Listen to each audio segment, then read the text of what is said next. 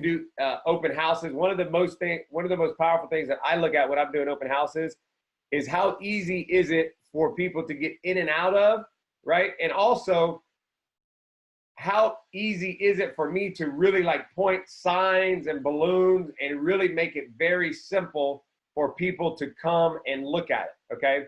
And so if I have a builder that I'm working with and I'm doing an open house for a builder, which we talked about that in depth, but if I'm doing an open house for a builder, even though it might not be the most desirable floor plan, okay, as long as it is close to the street or close to the road and not way in the neighborhood, they can get lost. Maybe another agent's doing an open house.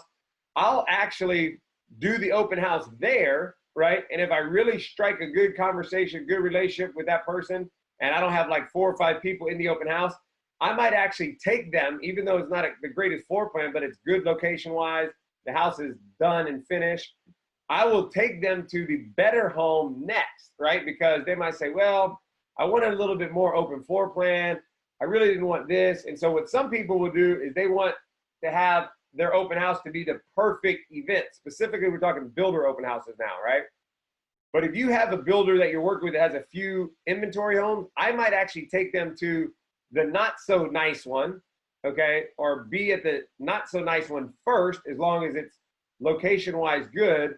And then I can really say, oh my gosh, well, based upon what you're saying or what you want to see, you really need to see this other house, right? And going from one house to another house, just psychologically, is letting them know and understand that you have choices. You are a resource. You know, you're not just so you're basically like if it's a new construction, it would be like a builder sales consultant. But the most important thing is you're really showing them that you understand what they're looking for and that you have multiple options for them to consider, right? And then again, as we mentioned before, you also want to make it very clear, look, I don't work for the builder. I work for you and my buyers or sellers or what have you. So I'm not tied to this builder. I like this builder, but I'm not tied to them. What works for you, right?